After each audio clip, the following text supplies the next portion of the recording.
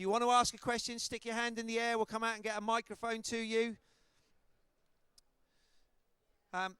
Very quickly, massive thank you to the sponsors that have supported this for the last 2 days and today, starting with our headline sponsor over there, Will and James at Westlands. Go and have a chat with those guys. Amazing range of products. Talking to Brad Carter last night about how they can regulate products. So if you want a certain saline level in a product, go and chat to Will and James. They can do that for you. Working around in a left to right order. Got the team at Induced Energy over there. Give us a wave. Hello. All of the chefs have been cooking on induction. So thank you very much to those guys. Directly in front of me, or at 1 o'clock to me, or just behind you guys, the wonderful team at Chef Works. Thank you to those guys. Making the chefs look very, very smart. Traditional Chef Works, whites, but also an amazing range. Go and have a look at some of their new ranges. Front of house, baristas.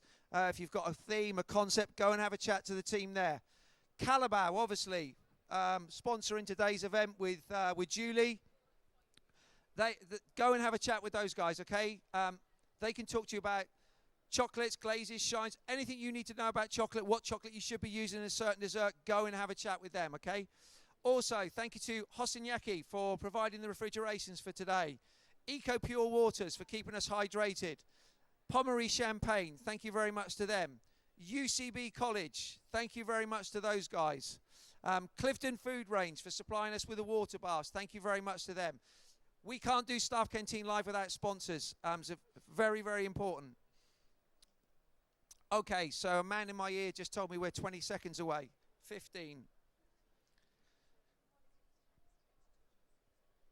Right, 5, 4, 3, 2, 1. Ladies and gentlemen, welcome to Staff Canteen Live. You are live on Facebook, live on YouTube. Give us a wave, say hello. I know it's early in the morning. Let's all do some wake and shake. That's it. Okay, without further ado, put your hands together, please. Julie Sharp. Do you want to introduce your lovely assistant? And Deborah. And Deborah. There we go. Julie, what are you going to show us today? Right, so today I'm just going to show you a few different chocolate techniques. And I'm going to start off with a glaze, and then I'm going to show you some mousse, and then we're going to end up plating a dessert as well. So I'm just going to run you through some different things.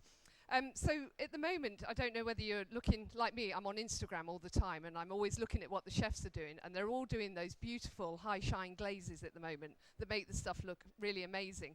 Now, they're really quite easy to do. So I'm going to start off with the high shine glaze. So in my pan here, I've got some water, sugar, and glucose, and I've just brought it to the boil, but I'm going to bring it back to the boil. Now, all of these recipes and things that I'm going to run through today, they are actually on the Staff Canteen website, and they're also on the Staff Canteen YouTube channel. So you can actually see how to make the mousses. You can see how to do the decorations as well. So that's really good. And we've also got... Thank you for the plug. We've also got on our Callebaut website, if you go to fortheloveofchocolate.com, again there, all the techniques there. There's 10 little videos that show you through lots of different chocolate techniques, how to make mousses, how to do decorations, lots of interesting things on there as well. So back I think to everyone's glaze. got one of those on their seats as well, haven't they? I think they have, yeah. So back to this glaze. In there, I've got this water, sugar, and glucose.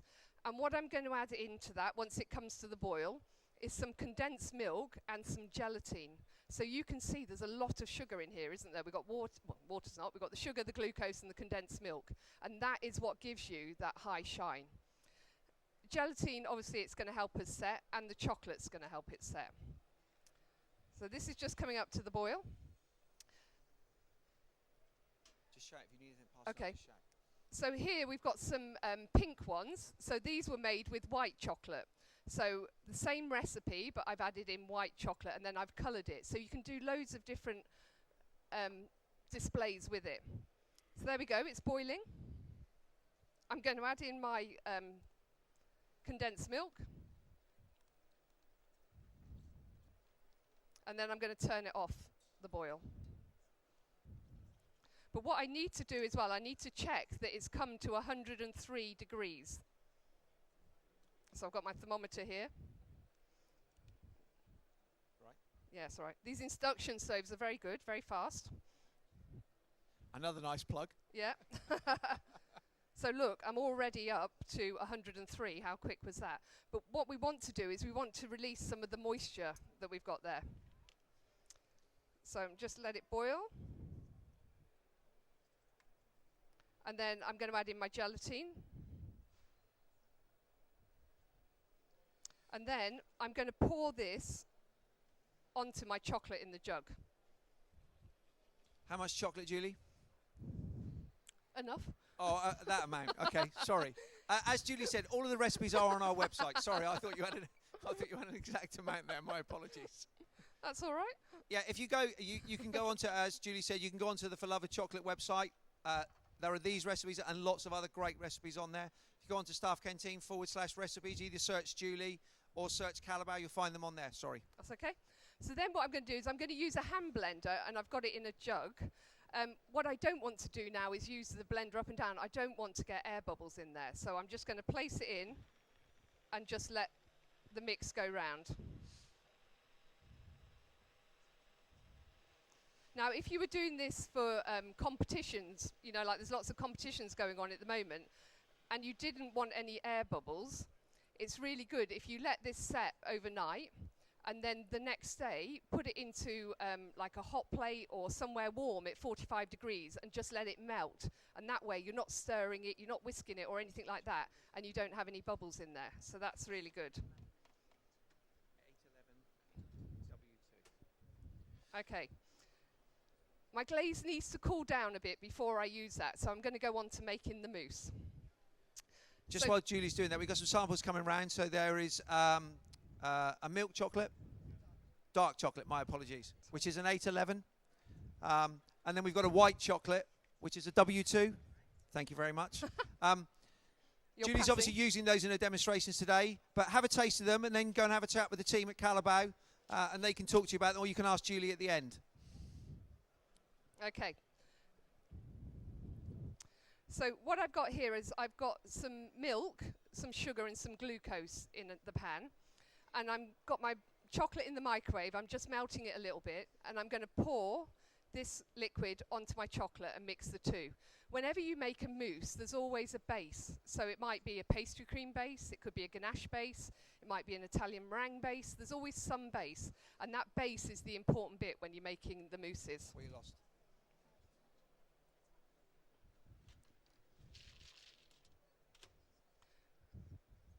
So this base bit here, I don't want to leave it boiling and evaporating away because that's going to change the amount that I've got in there.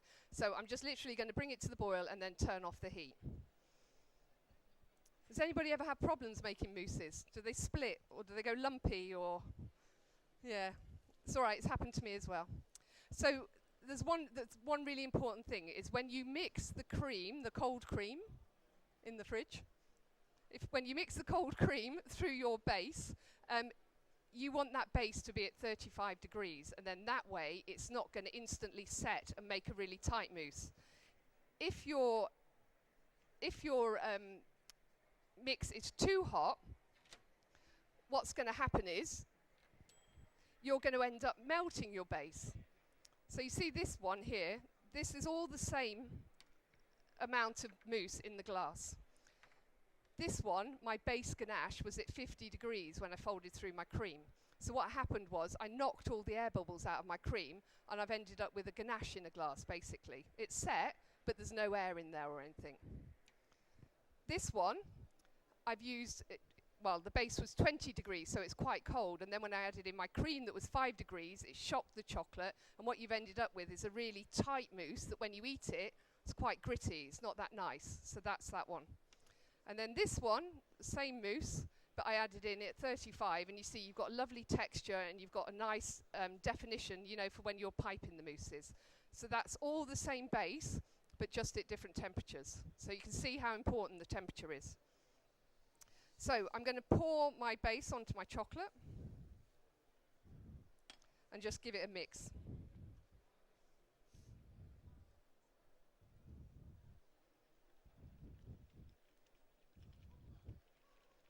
That's my hint.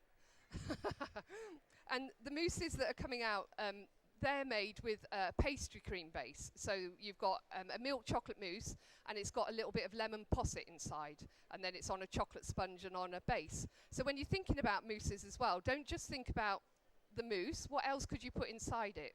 So, you know, you could add passion fruits, you could add orange, any nice things, but it's always nice to have a little surprise inside the mousse. I've told you what your surprise is.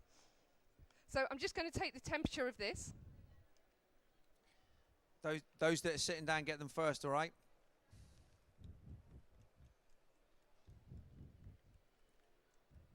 Look at that.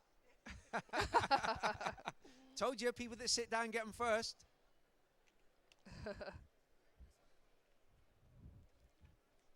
There's some seats there, guys, if you want one. Come and grab a seat.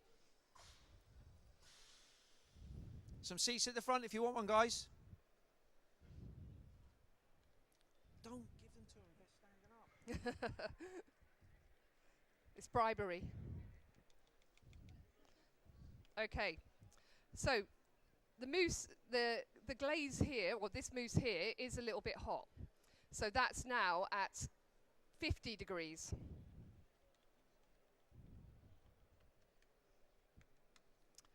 So if I added it in at the moment, that's what's going to happen to it. I'm going to get a very flat mousse.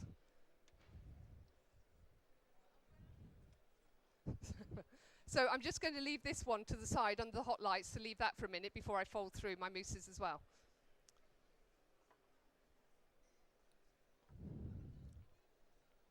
Are we tasting them? Are they good? They all taste good, everyone? Yeah.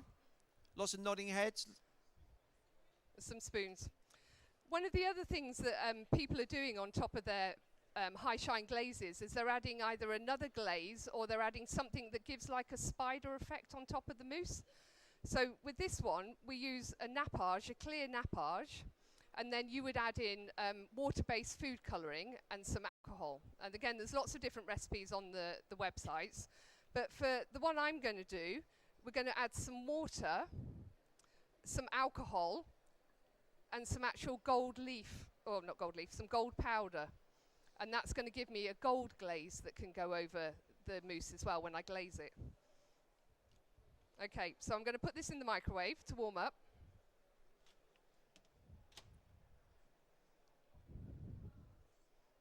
And then I'm going to add in my water and my alcohol. Is that just a neat alcohol? Oh, yes. It is it? Yeah. Okay.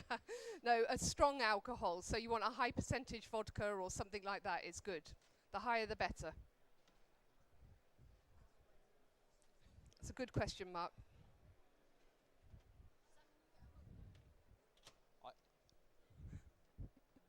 Okay. Right. So with the mousse as well, when we're folding it in, if I just added all my cream in at once, what do you think will happen to the base? Just sets, because that 5-degree cream you're putting into the base and it shocks it. So you want to do it in stages. You don't want to add everything in all at the same time. So I'm going to add a third of this in and then add the rest.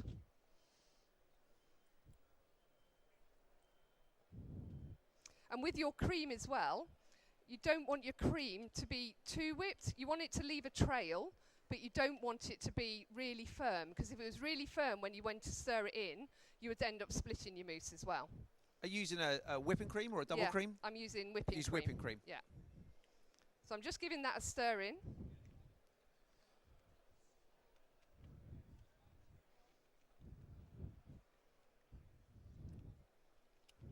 And then I'm going to fold through the rest.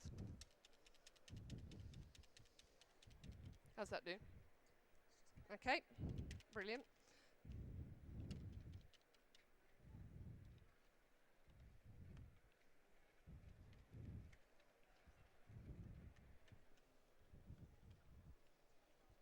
Okay, so it's all coming together. Just whip my last bit, make it a bit firmer.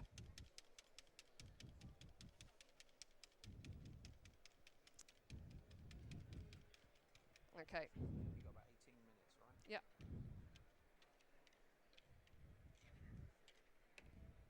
Okay, so I'm now going to put this into the fridge to set up. But you can see I'm starting to get nice texture in the mousse. And how long will you leave it in the fridge for, Julie? Well, really, it depends on how thick it would be. I would use it straight away if Okay. it's the right, but Yep. this it's a little bit warm, so we're going to go into the fridge. There we go. Brilliant. Cheers. Okay, so that's the mousses made. We've got the glaze made. And now I'm going to glaze one of the mousses that the girls will get from the freezer for me. When you're glazing, you want a tray, obviously, because we're going to pour the glaze onto the tray. And it's really good to glaze it onto a cooling wire, or if you have something that you place under your mousse so the glaze can fall off. But when we do it on the cooling wire, we can actually use the cooling wire to cut off any of the excess glaze that's left there before we pick it up and place it onto our plates. So I'll put my plate there. So I'm just going to finish off this spider glaze as well. Look, so I've got my glaze, my nappage and my water, adding in my alcohol, and then I'm going to add in my gold powder. Oops. Sorry. It's all right. Gold powder, Julie, where can we get that from? Keylink sell the gold powders. Okay. And do you guys do it? It is one of our powders. It is one of your powders, yeah. okay. So you can see you get a lovely like marbling effect happening in there at the moment. But that has got to be really hot, so Debbie's going to heat that back up for me in a second.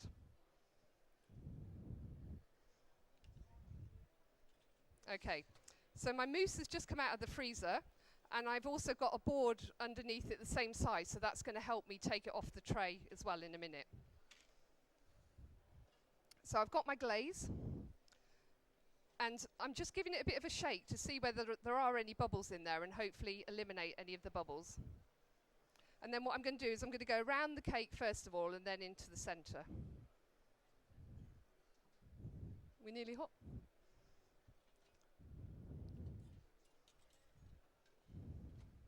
Okay, so I'm just going to glaze.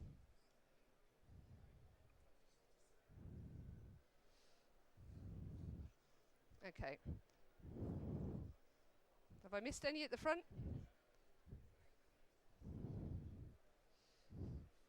Okay, then just give it a tap. And then we get our glaze. Yep. That's nice and hot. And you pour it onto a tray so that you can get your palette knife into it. And then you just want to dip your palette knife and take it straight over to your mousse and then swipe. And can you see that Wow. effect that's happening? It's like it comes into like a spider web. Can you all see that on the cameras? You can't really go twice, because if I go again, I've got a few drops. Shh. But it makes a really nice effect. But if that glaze isn't hot, it doesn't do that. I've done it at different temperatures, and it has to be really boiling when it comes out of the microwave and then straight away over the top. So then I need to get it. Thank you. And I'm just going to put my palette knife underneath. I guess, Julie, you can do that with all different colours, can you? Yeah, no, you could do it. It's really nice with the metallics, so you get the silvers, the bronze, the golds, and things like that. But like I say, if you do with the, you want a really strong powder colour that you can then add into your glaze, and you can get the reds, the whites, the blues, and everything like that as well. So I'm just going to place that onto here. But did you see? Sorry, I didn't say, but I was circling it like that, and what I was doing was cutting off any excess glaze that was on the under the cake. So just move it over to here and then place it down. Is that finished? Yes. Thank you. But it's the same technique for the pink one, you know, the pink ones earlier. It's harder to do spider glaze onto little ones, but you can with a little palette knife, you could still get that effect. Can I just give you that? Pardon? To get that glaze? No. No. You mean like with put the glaze in a spray gun? No. You need that swipe. You need you need the actual glaze on that palette knife, and it's that when you swipe it across, that's what does it. Brilliant. I like all these helpers. Do you see this? Wouldn't it be good in real life? Team. Okay, so that's the high shine glaze and the mousse. Now, That looks really effective, that. good. If we She's done that chef thing of moving the plate, hasn't she? well, I saw when you came onto the stage, you moved my saucepan. That's a chef thing as I'm well, allowed isn't to it? move them. Sorry. Okay. So with the mousse as well, we could use the mousse for making a dessert. So I've got some Easter eggs here because we're coming up to Easter. So it'd be really nice to put your dessert into the Easter eggs. So if we were going to do that, you would need Easter egg molds, obviously. And these, any hard mold, don't buy the silicone molds, you know, the rubber ones, because they're really hard. When I need to tap out the chocolate in a minute, that would be really difficult. So it doesn't matter whether they're white or they're clear, you just need a hard one. And I've put some gold leaf inside. So if you get a brush and some gold leaf, you can just add a little bit of gold leaf into your egg. So just get it on the brush and then just place it in and brush it down. I'm very generous at my restaurant, look. No cheapie. You haven't worked with Benoit at the Manoir, have you? Yeah. So I would put gold leaf into all of those, but it doesn't have to be gold leaf. You could use cocoa butter colours to put into here. So here we've used some black, white and green cocoa butter colour, and that went into the mould first of all. So I flicked that into the mould first of all, and then I used my thumb to swipe the green around, and then I brushed some silver shimmer behind it. And like I say, I'm showing you how to do that on the StaffCanteen YouTube channel, so you can see how to make them if you want to. But they're really good. They were good for Christmas, but we've forgotten Christmas now, so we're on to Easter. So if I'm doing that, I need some tempered chocolate. For tempering chocolate, that's a whole nother demonstration, so I'm not going to go into that. But you do need it to be tempered, because otherwise it's not going to come out of the shell. And I'm going to pipe it in for now. And what I want to do is fill the shells, and then I'm going to tap it to get rid of any air bubbles.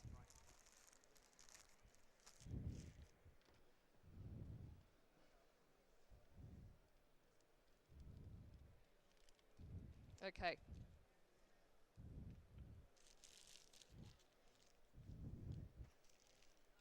Do the moulds need to be cold, Julie, when you pipe it in, or just room temperature? No, that's good. Room temperature is good for your moulds. If, obviously, we keep our moulds in a store outside, and at the moment it could be -10 outside, couldn't it? So if I brought the moulds into the kitchen and used them straight away, when I put my chocolate in, it would just set solid. Right. So that's really important. So we're very warm up here, so we're all right. But if it was a bit cold, I would just use a heat gun to warm it up a little bit. Under our tanning lamps, you mean? Yeah, exactly. Yeah. So I'm just going to fill the space.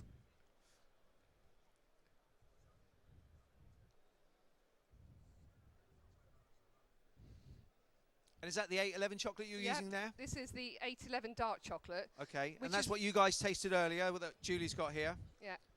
So I'm just going to give it a bit of tapping. With chocolatiers, we're always quite happy because we're always bashing and tapping everything. So you can see, would they be able to see? Can you see the air bubbles coming to the top? That's what we want, because we don't want the air bubbles on the bottom of the egg afterwards. So also, if we're doing chocolates, we give a tap up and down. And you can see lots of air bubbles coming to the surface, which is great, because I don't want them inside. And then you would turn it back into your bowl or your chocolate melter or whatever it was you were using. I'm going to use this tray. So we want to turn it over and then tap out the chocolate. When you're doing it for a dessert, you want it really, really thin, because if it's too thick, it's not nice to eat. So you want it as thin as possible. So keep tapping. And then we want to have a look. Do we think it's thin enough? And if it is, we're going to scrape off the base. Okay. And then we're going to turn it over onto a piece of paper and give it a bit of a tap. And that way we get a little bit of a rim going around our egg. Now we need to put that into the fridge to set. But if we put it into the fridge like this, turned over, what would happen is that chocolate would heat up inside and we'd end up with a grey sheen underneath. So leave it like that for 2 minutes and then release it, turn it up the normal way and put it in the fridge to do the rest of the setting. But don't do it straight away. But chocolate is an amazing thing. So as that sets, it shrinks together, and as it's shrinking together, it's heating up, and so it makes its own little temperature underneath each one of those. So we don't want it to untemper itself. So that's going to go to the fridge, and that can go. So then when it comes out of the fridge, it's amazingly clean, the mould. Look, the fridge does that for you. And then what we want to do is just be able to give it a bit of a tap and then you would be able to release it. And then you get the really shiny side, and you've got the gold leaf on there as well. So that's great just for a normal Easter egg, but equally it's nice for a dessert as well. So we're going to get the plate up. And with this dessert as well, I need some chocolate sauce. So in here, I've just got double quantities of cream to chocolate, and I'm going to put it into the microwave for a minute. And I want that really hot, because otherwise it's not going to melt my egg. And then into the egg, yeah, thank you. Yeah, it's okay. Into the egg, I'm going to pipe some mousse. Bit runny still. Pipe some mousse. That's all right. Pipe some mousse. And then I'm going to add on to there some other bits. So I'm going to add on some brownie, some jelly. Could you just get the jelly out of the fridge, please? I've got some compote as well. So we're building up different layers into the dessert. So just put some brownie on. And again, when your customers see this, especially Easter, they're not going to know what's inside until they pour the sauce over the top, and then it will reveal itself. Thank you, brilliant. Okay, because it's chocolate, I've added some tangy things in. So we've got mango, passion fruit. This is a mango and passion fruit jelly, and then we've got a mango and passion fruit compote as well. So we just add those in. And then I've also got an ice cream here, which is going to go on top. So, yeah, I'm fine. Yeah. Mark's hassling me here. Can you hear? No, so we just put the ice cream into the middle. Did you? And now that's how it is, but we want that to then go out to the customer covered. So we're going to place the top on. Oh, compote.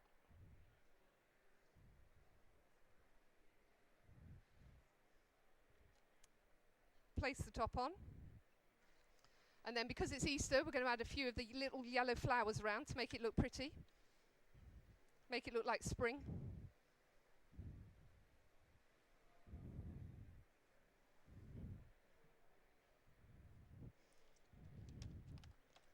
Okay, how are we doing with the sauce, chef? Can I put it on there? Is that all right? Yeah, that's fine. Okay. So that's how your customers would get it. And it looks lovely, but they don't know what's inside yet. And I have a jug. Okay, so just so the AV guys can hear me, we're going to pour some hot sauce over this. Can you make sure you got this in shot? Yeah.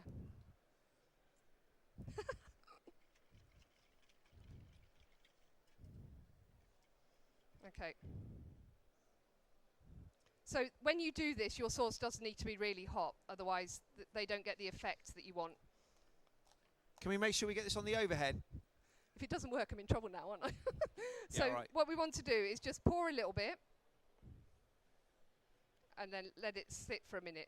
If you do the ice cream under there too big, you know, like if you put a massive ball of ice cream underneath, what happens is the ice cream sits on the top and then it won't melt. And then you get that lovely melting effect. It's always nice to add a bit of theatre as well, isn't it? Yeah. But I think for the customers as well, it's really great because they get to do this and they get to see that happen in front of them. And then, you know, if it's Easter, we could do a white chocolate mousse, couldn't we, with a mango sorbet, and then it looks like an egg inside as well. But so that's the melting Easter eggs. And then, how long have I got, Mark? 3 Just minutes. 3 minutes. Okay. Another quick one, and again, if you go on to the For the Love of Chocolate website, this is just something I think is really cool and quite fun. Gelatine moulding. Now, I was taught gelatine moulding when I was at college years and years ago, but I think we've all forgotten about it. And then I had to do some different lessons recently, and I've remembered it. So, if you want to make moulds really easily, not silicone moulds really expensive, you can just do a solution of gelatin, sugar, and glucose. And then you can make moulds of things quite quickly. So, I would get my spanner, or whatever I wanted to do, as you do. It's my brother's birthday. He needs his spanners. So really oil it. Make sure it's really nice and oiled. And make sure it's clean. And make sure it's clean. This has never been used. It's straight from B&Q, washed and then cleaned. And then stick it into the base of something. It doesn't have to be a clear plastic container like this. You could make a container if you wanted to. make sure it's stuck down. Now, if it's anything like, I did some little cars as well. If you see the cars, I had to make sure I put some plasticine underneath because I didn't want the gelatine solution to go underneath. So it just needs to sit into there nice and flat. And then you can do anything. So I did like a little Buddha from, I'm not going to say that, from from one of the shops. And then that was the chocolate Buddha that came from it. So you can see the detail you can get from doing this gelatine moulding is really good. So all you have to do is take it, let it set, and then you take it out of the mould. Yes, please. Yeah. And then, because that's greased, it releases from the mould really easily, she says. And amazing, the detail on that. You can read, you can read the writing and everything, can't you? Yeah, no, it's great. And so then you see exactly what was on the spanner is in the gelatine. So, you know, it's only for one of, well, we do these, we can maybe get them 20, 30 times we could use it. But the really important thing is, in between using it, put it in a fridge or in the freezer. Because that's gelatine, water and sugar, it will go mouldy if you leave it out. So you need to make sure you use it, put it back in the fridge or the freezer if you're going to use it later on.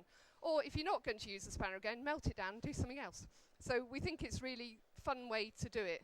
And you can come and have a look up here afterwards, but we've got some different things, you know, like different screws, cars, Buddhas, whatever you would like. But it's just a way to have a bit of fun with chocolate, but if you've got customers coming in that wanted something bespoke, it's a real easy way to make something special for them. So there we go. Ladies and gentlemen, you would not believe how hot it is up here under these lights, working with chocolate. So please give us a massive round of applause for Julie Sharp. Thank you. Okay, I'm going to come into the audience now. Anyone got any questions? Yes, sir. This will be a hard one. So, if you can introduce yourself to Julie and then ask the question, please. Hi, I'm Steve Bacon from Guernsey in the Channel Islands, and I'm head of hospitality and catering over there. Julie, we've met before. Yep. This is more of a technical question than anything else. You might be able to help. In view of the Food Standards Agency, if you want, scaremongering last week about the issues with overheating certain food products, where you get the asparagine amino acid and natural sugars like glucose and fructose making a toxin, acrylamide, and cocoa beans in particular, because they're roasted, will have acrylamide in and have done for many, many years. How is Callebaut dealing with the issue? Because from a public perspective, if people know about the acrylamide, it might affect your sales, for example. Well, it's going to affect anybody that makes chocolate, because we have to roast the beans. It's a bit like when you're roasting your potatoes. If people are really worried about that, they will make the decision whether to eat anything that's been roasted or not. It will be down to a personal thing. We can't not roast the beans. No, I understand that. We have to do that to make the chocolate. But you have a very technical department with regard to your tempering and all that sort of stuff. Yeah. And from a marketing perspective, I wondered what your scientific bods were doing. I don't think it's come out in Europe that much at the moment, is right, it? England, as always, is ahead of the game. Yeah. So I think it will be something that gets looked at a bit like the colourings and everything else. England is the first person or the first country that actually brings these things, even though they're European laws. Right. You know, okay, that's great. We're Thank the first, but we would be looking into it. Same with the labelling. I mean, that's another. Well, that's what I was asking, because there's no labelling on most of these products which have got the acrylamide in, which says a sort of standard or an amount you can or is acceptable. I think it's a new area, isn't it? So I think it's one of those ones that will be developing for everybody. Yeah. Okay. Thank you. Yeah. That's great. Thank you. Boy, that was a toughie. I knew it would be. Any other questions? Any other questions? Sorry, my Only apologies. if it's an easy one. So again, if you can introduce yourself and then ask Julie the question. Hi, my name's Elliot. I'm a commis chef. When you made the high gloss glaze, you used gelatin. Is there anything you could use other? Because obviously gelatin isn't vegetarian. Well, or some people vegan. use fish gelatine because that's all right. But then you would have to use a different kind of glaze. So I would, if you didn't want to do that, I would use ganache. Okay. So I would do equal quantities of cream and chocolate, and that makes a beautiful ganache. Or if it's going to be in the fridge for longer, sometimes that starts to crack because it dries out a little bit. So then you can add glucose or butter into it to make it more flexible. But again, if you go onto the Callebaut website, there's lots of different recipes for different glazes. So you'd be able to find one that you would like without gelatine. Thank you. Great question, thank you. Okay, time for one more if anyone's got one more question. No.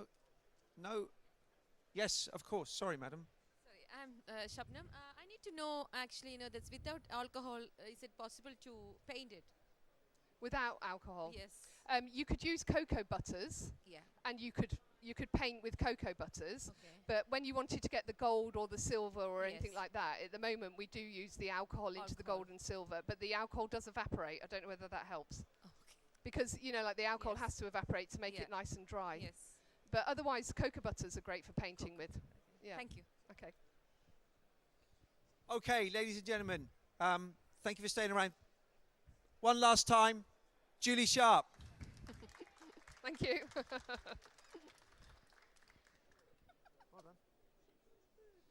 Okay, Julie's going to get cleared down now. We're going to whisk her off over here to do some interviews. The team from UCB are going to beaver away and get set up. Yeah, you deserve that.